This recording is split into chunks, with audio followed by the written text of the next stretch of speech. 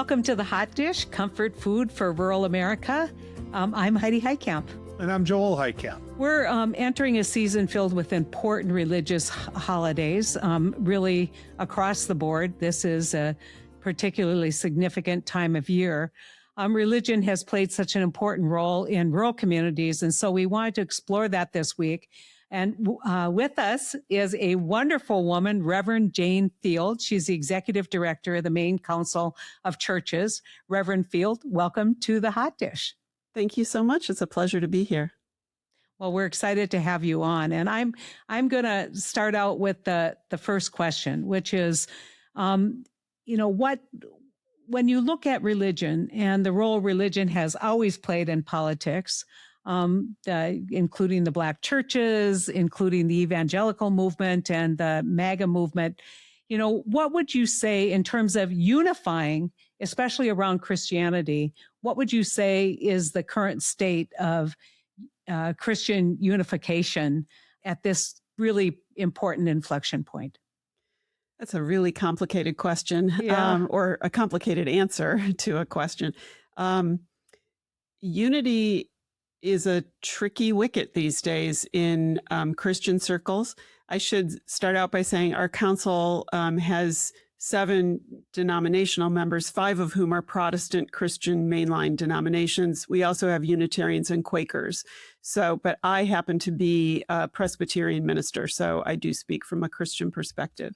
With the rise of white Christian nationalism, what has become clearer and clearer as we do the work that we do, trying to make the world more just and compassionate and peaceful, which is our council's mission, it's become clear that what some people self-identify as Christian doesn't jibe with what the rest of us call Christianity anymore. And I've taken to calling white Christian nationalism a political ideology. I don't think of it as Christianity. It does not look like Christianity to me at all. It is a political ideology with the goals of power.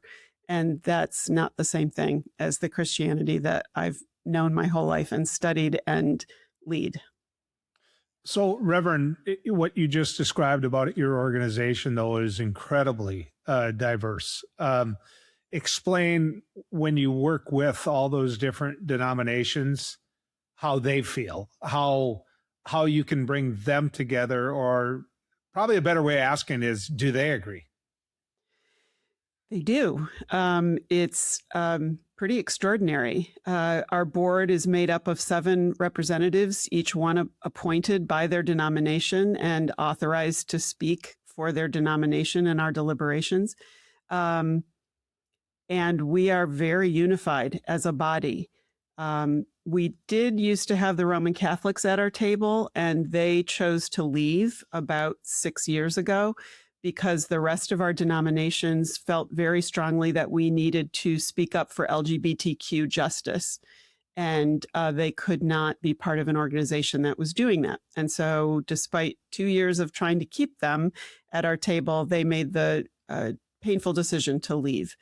Since that has happened and is in our past, we have found extraordinary unity.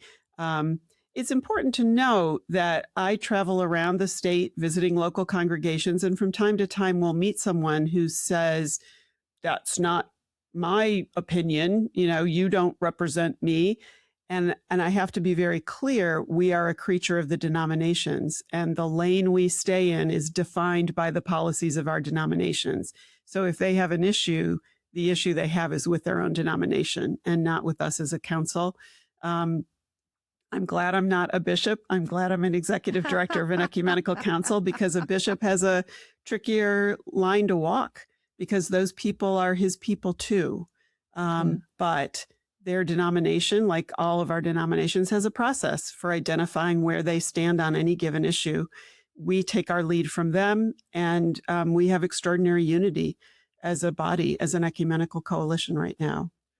Well, I would be remiss if I didn't ask a selfish question. Most of our podcast listeners know that Joel and I grew up in the Catholic faith. We grew up at a time when people always ask me, how do you square your faith with your politics? And I said, I grew up a social justice Catholic. And so I'm curious, I'm curious about whether you see now with two back-to-back popes, both who seem to be very interested in getting back to what I would consider kind of that social justice mold of the Catholic faith, whether you're seeing any movement of Catholics back into that discussion. What we see is a movement of the laity and some priests back into the discussion. And in fact, when that rupture happened in our council, we immediately amended our bylaws to provide for a way for a Roman Catholic to serve on our board. And we elected one within a year. So we have a very open dialogue, and also with women religious here in the state. And yes, very strong commitments to a lot of the things that are defined in a document we call our moral agenda, which sounds kind of creepily weird, and it's not, that outlines what we mean when we say we're working for a more just, compassionate, and peaceful world. And we stand on common ground with our Roman Catholic siblings, and proudly so. Sister Simone is a great friend of the podcast. The nuns on the bus have provided a lot of great instruction about what's happening in rural America and bringing looping that ethic back into that value back into faith. She's a hero. I know in a little bit we're going to end up, talking about what happened in Maine, what happened with ICE, and the different attitudes of how some people can use a religion to define what they're doing politically. I know that, but one of the things we talk about here on the hot dish is rural. And where we're at when it comes to rural and in this case, faith. I think, as Heidi pointed out about us, the one thing that we can both agree on as well is that we don't go to church as much as we did when we were young. We just don't.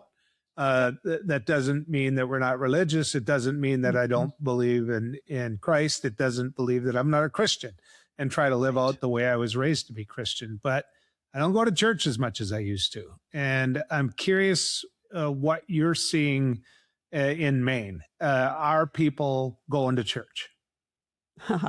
The Pew survey that's done every couple of years will tell you that Maine and Vermont vie for the least churched states in the whole United States. So we have a lot of people who, like you, Joel, would actually, I've heard them say exactly what you just said. Our rural churches nationally, and I think it bears out here in Maine as well, about 50% of rural folks don't go to church either. I think it's really important to distinguish between saying somebody attends a religious service and somebody is a practicing Buddhist, Muslim, Christian, whatever their affiliation might be. I sometimes am skeptical of surveys that go down those roads, because you cannot say, if you go to church, therefore you are a religious person. Because there's also people who show up in church every week that maybe we wouldn't say are so religious. So it's a dangerous way to quantify. But it is true nationally and here in Maine that more than half of people in our rural areas don't go to church. And I think that surprises some people. I think when we imagine rural, we think of stereotypes. And I read a great quote in preparing for this interview, actually, that said, when you know one local rural church, you know one local rural church. You can't, it's very dangerous to make broad sweeping generalizations. Another thing we do is think of white and agrarian. And lots of rural churches and lots of rural people are people of color. Here in Maine, it's important when we think about our rural communities to remember our Wabanaki siblings, the indigenous tribes that have made Maine their home for 12,000 years. They're rural, and some identify as Christian, and there are churches that are primarily indigenous. So, yeah, it's hard to make sweeping generalizations, but we are an unchurched state. We at the council feel an essential call to be in relationship with people like you, Joel, who would say, hey, I don't go to church, or the joke is people say I'm not into organized religion. I'm like, then you'll fit right in the church because we're the most disorganized institution in the history of the world. But we spend a lot of our time, I spend a lot of my time as the one full-time staff person at the council, building relationships with folks like that. And our programming, interestingly, draws a ton of people. We had 500 people at our town hall last January about how to help our immigrant neighbors who were being threatened with harm. And a whole lot of those 500 people were not churchy people at all. Yeah. I think when churches become relevant to people's, values, to not just faith, but to their values and what they want to spend their time, you're seeing kind of an enormous influence. And we have a council of faith leaders here that's led by my former state director, who is doing marvelous work on things like school lunches, doing some amazing work on, kind of school funding, just kind of looking at what would Jesus do, and when we look at the legislature, what should we be talking about? But that raises the question, and I know you were involved in this in Maine, and we obviously, being from North Dakota, watched our neighbors go through this in the state of Minnesota. And I was gratified, I think, and just absolutely moved by the role that faith leaders played in sending a message. And I think that, when it's not what people would say, oh, look at all those hippies, when it's faith leaders who are kneeling and praying at these events, trying to stop the violence, trying to stop, the evil that was happening, that has a much larger impact, I think, on the public as a whole. And so can you explain to us kind of what happened in Maine? Obviously, politically pulled out pretty quickly because of some pressure from his senator who was up for re-election. But talk to us about the Maine experience with ICE. Yes, faith leaders were at the forefront of a lot of the resistance efforts here in the state. Way back, as I said, in January of 25, we could see the handwriting on the wall, and we started to organize. There was a group of faith leaders. I was on the fringes of it. I certainly was not a leader in it, who got our statewide hotline up and running way in advance of the surge arriving here, so that by the time those agents hit the ground here, we had over 1,000 people trained as rapid responders and operators working the hotline 24 hours a day. And they were extremely effective in keeping our neighbors safe. One of the things that we did as faith leaders in the greater Portland area, which is where I happen to live, was go and every day at 7:15 in the morning and at 3:15 in the afternoon to create a human barrier so that workers who were from the immigrant community that worked at a factory could get to their cars safely with ICE agents passing by on the street. And this 82-year-old guy called me up and said, I'm old. And this was, by the way, when temperatures, and you all from North Dakota, this isn't going to impress you at all. But if you have listeners from Texas, this will shock them. It was below zero most of those mornings and most of those afternoons. It was very cold. He said, I don't do well in the cold, but if you need me to come and stand with you, I'll come. Like, we don't need you to come and stand. He said, well, I did get trained as an operator, so I take my shift on the hotline. God bless him. It was amazing. It was so inspiring. And he told me what church he went to, and he made my day. We also were very involved in grocery deliveries to families that were sheltering in place because it was too dangerous for them to go out. And the grocery store parking lots were one of the places where people were getting abducted. We had people doing school watches and school accompaniment to get kids to and from school safely, and also driving people to work. All of these things were intimately woven into the lives of our local congregations. That's who was doing this work. There were people who weren't churched who were doing this work right alongside us. But as you say, the dialogue that started happening between the quote unquote unchurched, which I hate that word, but it's shorthand, and the people who were doing it out of a faith commitment was fascinating.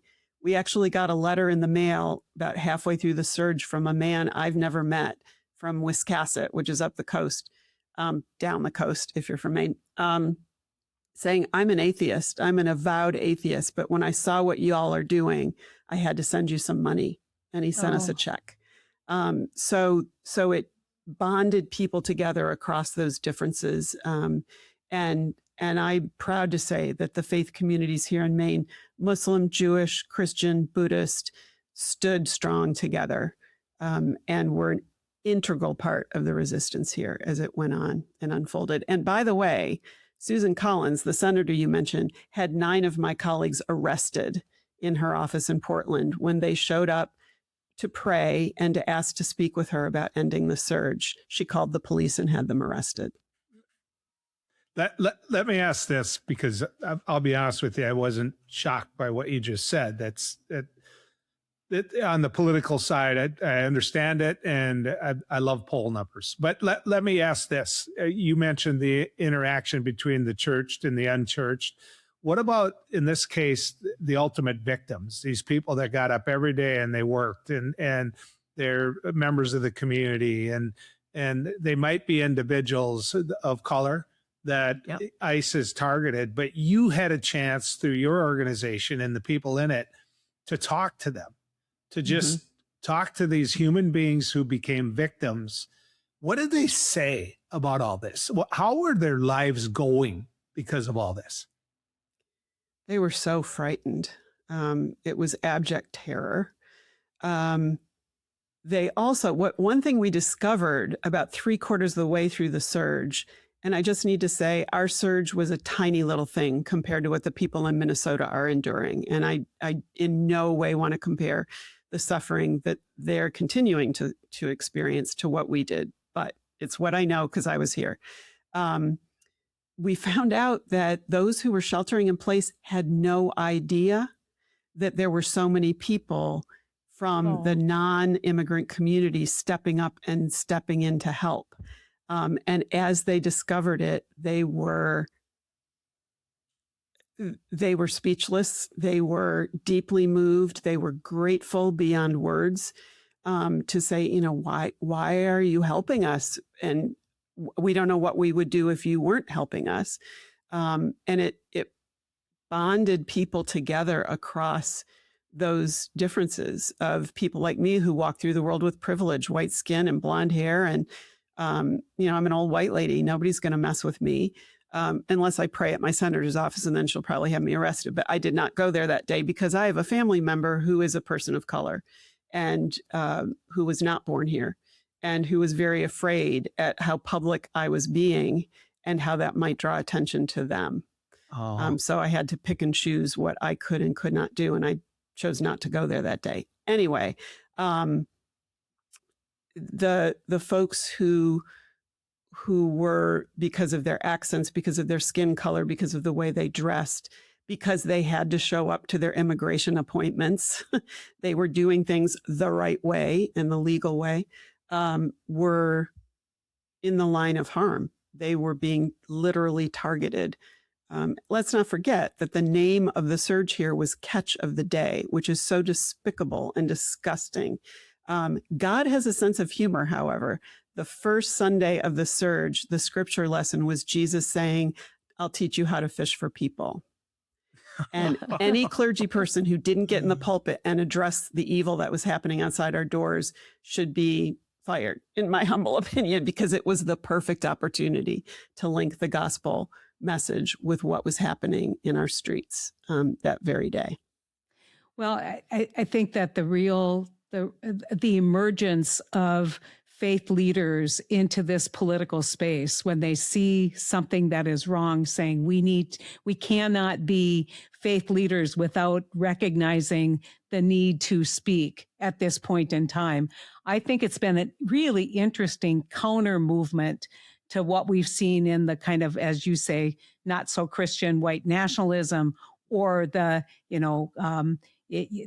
movement on the other side. And so one of the reasons why I believe, and I think Joel agrees with me, that our political party has not done well is we're seen as godless. We're seen as people who don't have faith, and bringing in those values into our politics as we move away from those cultural issues, whether it's abortion or gay, lesbian, transgender issues that divide so many people, especially in the Catholic faith, it just seems like this is a really important point. So when you look at what you've done in Maine and you look at Minnesota, do you see this happening all across the country, or are these isolated Scandinavian, it's cold out, so we get going kind of folks, and not really a national movement? No, I think it is a national movement. And we were also getting letters from people all over the country. And I hope and pray, and I think it's true, that my colleagues in Minnesota were getting similar letters from areas where there wasn't a surge happening, saying, we're praying for you, we are supporting you, thank you for standing up and resisting, for embodying the gospel values of love and dignity of every human being. I think about I'm Presbyterian, and I think about the Presbyterian pastor in Chicago, Dan Black, who got shot in the face with a paintball by an ICE agent. He was there praying outside a detention center. Yeah. And speaking of prayer, I should have mentioned that a number of clergy here in the state organized a weekly prayer vigil outside our ICE detention center, which is also the county jail in southern Maine, the Cumberland County Jail. We were there every Wednesday afternoon, even Christmas Eve, even New Year's Eve, week after week after week, starting in October, so long before the surge, but throughout the surge, praying for everyone caught up in that system. And we were able to develop relationships with, there were about 60 detainees being held in Maine. None of them were from Maine, because the shell game that evil system plays is to move people around as quickly as they can to states where their families and their lawyers can't find them. But we were able to connect with them, in some cases meet with them, exchange letters every week with them. Every church in the area got a letter from somebody that they could then write back to each week. My church's detainee was Sonia. I'll never forget her name. I never met her, but Sonia. Unfortunately, the ICE agents during the surge arrested a corrections officer from the Cumberland County Jail, and our sheriff got in front of the press and rightfully criticized them and called them Bush League law enforcement. And that night, in the middle of the night at 2 a.m., they swept into the jail, took all of our friends, our siblings, these people we connected with, and drove them to Massachusetts in the middle of the night, and then flew them to Louisiana, and they're gone. We had put money in their commissary accounts to help them. That money didn't go with them to Louisiana. It's just evaporated into who knows where. It was devastating, but that's a way that it is happening all around the country, even where there aren't surges. Any place where there are detention centers, there are people of faith, and they're showing up.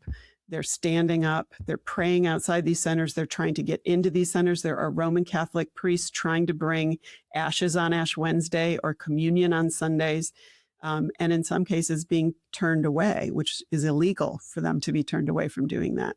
And yet they are, and they come back again and again. Don't ever underestimate stubborn clergy. We get our backs up about something. But the bad part is we also can't underestimate how some people in our government can be evil, and what exactly their motivation is, and not just sitting there and accepting it. So hats off to you. 6 of the most important people in my life are my grandchildren. And some of the older ones are old enough now to understand everything you just said. They don't go to church every Sunday. They're baptized. They have their own congregations. They're active at some level, if not all levels of their church. But they don't go as much as they did, or Heidi and I did when we were young. But it's things like this that it seems to me are going to strengthen, or maybe even teach them, my grandkids, the power of faith and the power of how, I being Catholic, my wife being Lutheran, how faith can come together to do this. And so I think what you're doing for that next generation is so important. And I'm curious what you think about that. Yeah, I would agree. I also believe that the institutional church, regardless of denomination, has a lot of repenting to do, as we might say in the old school. We've done a lot of damage. We've caused a lot of harm. There's been a lot of religious trauma, but it can be redeemed. And this is how. I know because of the circles I run in, we as a council do public policy advocacy at the state legislature level. And I'll show up to testify for gun safety or SNAP benefits or eviction prevention or keeping access to abortion legal and safe or sensible drug safety. And the younger advocates who are very secular and probably a lot like your grandkids will be when they get to be in their 20s. And they look at me and they say, well, if I knew people like in churches were like this, maybe I'd go. That gets said to me all the time. And so we just have to keep showing up, bearing witness to what we know and believe and hold dear. On my wall behind my computer screen is Micah 6, do justice, love kindness, walk humbly, and Matthew 25. When you do it to the least of these, you do it to me. If we can just live into that and do it with integrity and authenticity, I think you're right, Joel. I think it will bear witness to people who have written us off because of the caricatures that exist in mainstream America about what it means to be a Christian. It's kind of a dirty word, and we need to reclaim it. Yeah. Well, I honestly, Reverend, we are so grateful, and it's such an important message. I just want to talk about, I made a friend at the Vatican, a young priest called Father Manny, who was from Chicago. And when I lived in Chicago and I knew that I would be there on Sunday, I would go to Mass. And I remember the last sermon that he preached before the Vatican hauled him to Rome, which is unfortunate for the city of Chicago. But he said he always wore the collar when he was traveling, and people would stop him and they would talk to him. And he preached this. He said, they would talk about the hurt that the Catholic Church had imposed on them. But he said they didn't talk about the clergy. They talked about the other congregants who judged. And he said, so if you want to bring faith back into people's lives, you need to approach without judgment. And I think that is such an amazing message that you're delivering, that he delivers. And, so I have a big belief in prayer and the power of prayer. And I'm praying for all of you who are doing this tough work, and really, really hope that it will lead to a resurgence of people coming together in faith to change outcomes in this country. Thank you. Your words to God's ear. I agree. Reverend, I want to add this before I know we're about to go, but if you go before me, find a way to let me know if you got in. Because if you don't make it, I'm not wasting St. Peter's time. You know what I mean? So just find some way of letting me know. Have the Vikings actually win a Super Bowl. Then I'll know for sure. I'll do what I can, but I'll tell you, my family will say that I'm really iffy on whether I'm getting it. I swear like a drunken sailor on shore leave. I have bad habits. I'm going to come in on a wing and a prayer at the last second. But if I get in, I'll do what I can, Joel, I promise. I'm not the big guy, but you'll make the cut. Trust me. Yeah, I think so too.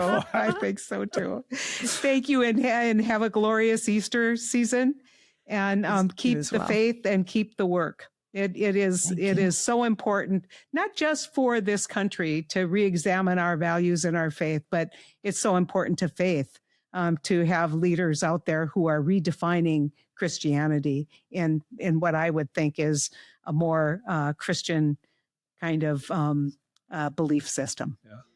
Thank you. Thanks for joining us, Reverend. Thank you. Very welcome. My pleasure.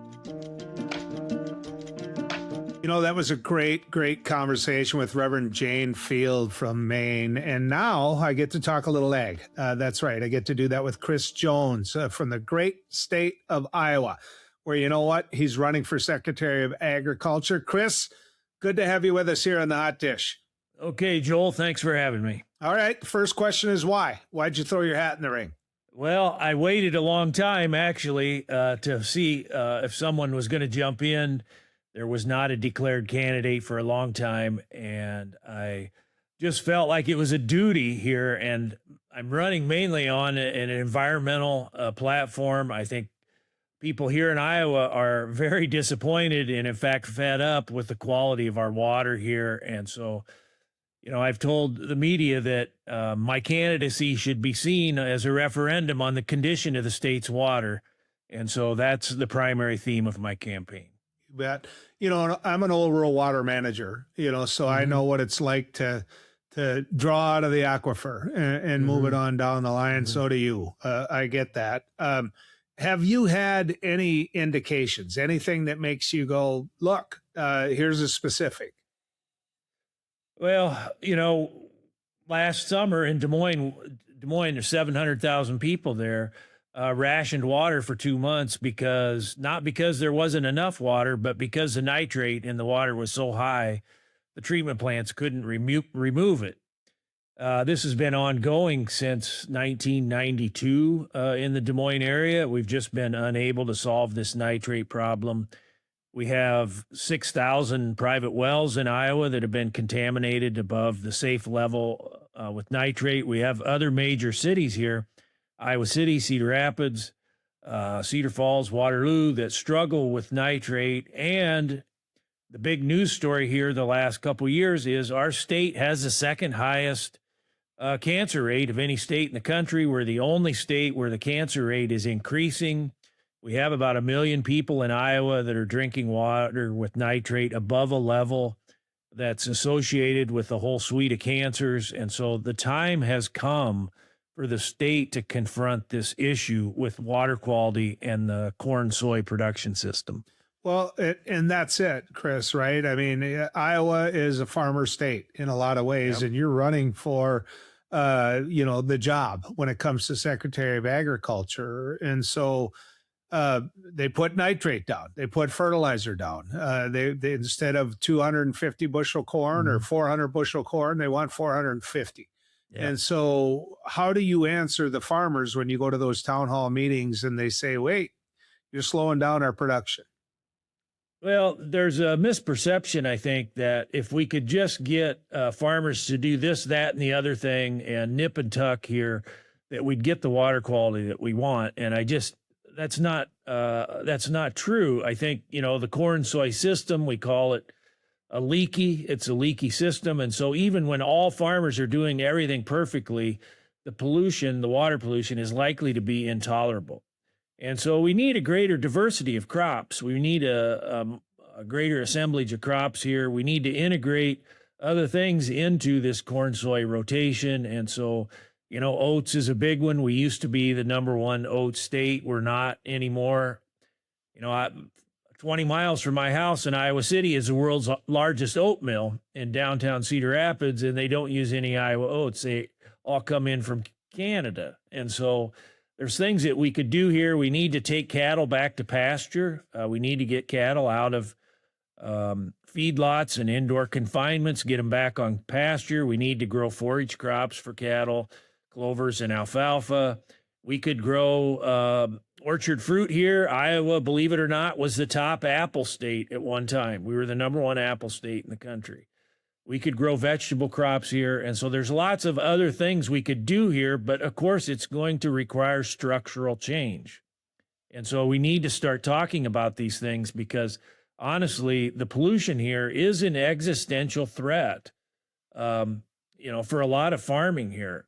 And, not only that, we have terrible disease problems in our CAFOs. I mean, it's just, we need to rethink the system here and, hit a reset button at some point. Well, if someone would have told me before we began this interview about the apples and where Iowa was in the past, that, I would have called it not, so, that to me is interesting enough. Well, I want to talk about the timing of it all. Donald Trump's tariffs, what's happened to the market when it comes to soybeans, corn, everything else, have the stars aligned here a little bit to where it's the perfect time to consider, a different rotation? So it does. The timing and world events do seem fortuitous here, right? And so we see here really how fragile this production system is. when the whims of one guy in DC can just throw things for a loop, right? And so, we have fertilizer, we're stuck behind the Straits of Hormuz, and we have diesel fuel going above $5 a gallon. We have the tariffs affecting the soy markets, especially. And so, yes, I agree. The time has come for us to look at this and say, look, why can't we develop a production system that's sustainable, not only environmentally, but also sustainable against these world events that can just throw things for a loop? When you can only do two things, which is corn and soy, and really that's just one thing. When you can only do one thing, well, you're really vulnerable to the whims of politicians. You're vulnerable to the people selling you inputs. You're vulnerable to the people buying the grain. And I think right now people see the vulnerability. It's been exposed here in a really quick and sort of, apparent way. So let me throw a what if at you. So you're in a town hall meeting, outside Iowa City, outside Des Moines, and you're making your pitch to be, the head of agriculture in the state of Iowa. And somebody says, look, I can't make money on oats. I don't have access to build up a herd when it comes to taking something back into pasture land. What's going to be your answer to them? So, and that's, I hear that, right? And these things are, they're true that, you don't just wake up one morning and decide you're growing oats or you're going to grow apples or, you're going to graze cattle. That isn't how it works. And so, we plow a bunch of public money into agriculture right now, especially through taxpayer subsidized crop insurance. So I think it's fair for the taxpayer to participate in what I call off-ramps. And so farmers, if they want to transition to a more sustainable system, a more diverse crop rotation, perhaps a different animal production system, I think it's fair for the taxpayer to participate in that. You can't do a lot of this stuff without infrastructure, right? You need built infrastructure, you need economic infrastructure. Farmers can't go out and do that themselves. There's got to be taxpayer participation in this. And I think this is a much better way to spend public money than on a lot of what I call Band-Aid conservation, Band-Aid and diaper conservation, and other publicly supported programs like crop insurance.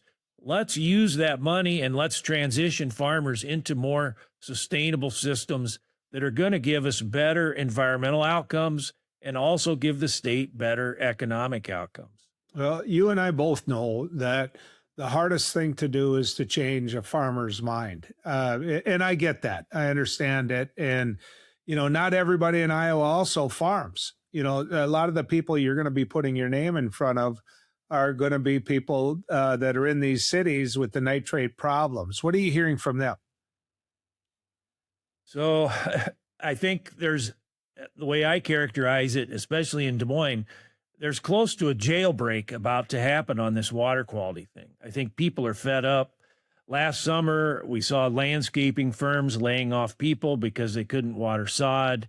These communities couldn't fill their swimming pools, stuff like that. It's not just, the drinking water component. It affects life in these cities. And I think people are fed up with this after 35 years. Only 5% of the people in Iowa live on farms.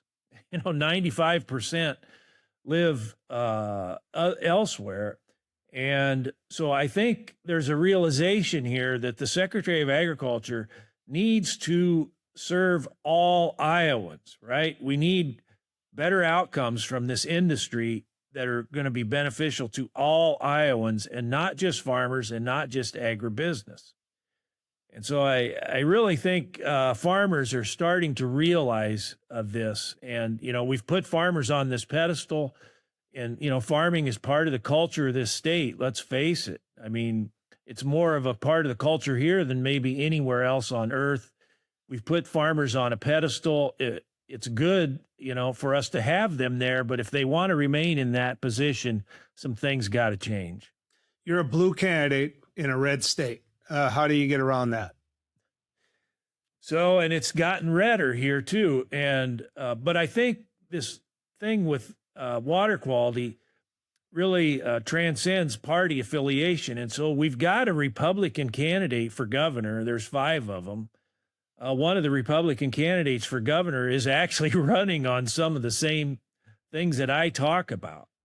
And so I think there is some real bipartisan or, real agreement across the political spectrum that something needs to change here. So, this is just the production system we have here has gone on for 50 years now. We've got 99 counties in Iowa. 70 of them are losing population. A lot of our rural towns are in serious states of decay. We once had 4,600 school districts in Iowa. Now we're down to 320. Is this really the rural Iowa that we want? Is the rural Iowa that the corn, soy, CAFO system has brought us? Is that what we want? I think there's a lot of people in both political parties that are saying, no, that's not what we want. We want something different. We want a better rural Iowa. It's going to be interesting. The campaign you've set in front of individuals is, it's not the norm. Most people to get to be Secretary of Agriculture are trying to find ways to advocate upon the federal government how to get more and more and more when it comes to a subsidization of corn and soybeans. And the thing that they're the most upset about is the tariff. So if you're able to connect, I think, Chris, this is going to get a lot of national attention. So I've had one person say that, there's been nobody like me run for agriculture commissioner. There's only 12 in the United States that are elected. There hasn't been anybody like me since Jim Hightower. And so I think at least people will know that there is an election for Secretary of Agriculture in Iowa. I think a lot of people, don't turn over the ballot and even realize that we elect this person. And so this year, they're going to know that there's an election for this position. And I mean, you're right that this is going to get noticed. A lot of Democrats don't like me. There's a lot of establishment Democrats that are, pretty pro agribusiness and ethanol, especially. We've had the first presidential caucus here forever. All these presidential candidates have come here and had to kneel at the altar of ethanol. But some Democrats now are realizing, Tom Harkin is one of them. He's one of the fathers of the industry. Now he says it's one of the worst mistakes he's made is to get behind ethanol. And so I think there's some Democrats that are ready to say, yes, we need to do something different. This pollution that we have, the decay of rural Iowa, Democrats want to throw that on the backs of Republicans. But I'm telling you, Democrats have participated in it every bit as much as Republicans. Okay. Chris, where do people go? How do they find out more about your campaign? ChrisJonesForIowa.com. 4 is FOR. I also wrote a book about this. The title is The Swine Republic. It's been well received, and I also write a Substack, riverraccoon.substack.com. You bet. Chris, great conversation. I tell you, some of the things you brought forward, I'm going to track, and I know a lot of people are going to track. As a talk show host, you don't hear too many people in ag states saying what you're saying. So that's right. If nothing else, you're courageous as hell. So thanks for coming on the Hot Dish. All right, Joel, thanks for having me. You bet. Chris Jones, ladies and gentlemen. Thank you so much for joining us today on The Hot Dish, brought to you by One Country. And you can learn more about us at onecountryproject.org. Be sure to follow us on Substack, YouTube, Facebook, and Blue Sky. And of course, we will be back next week with more of The Hot Dish, comfort food for rural America.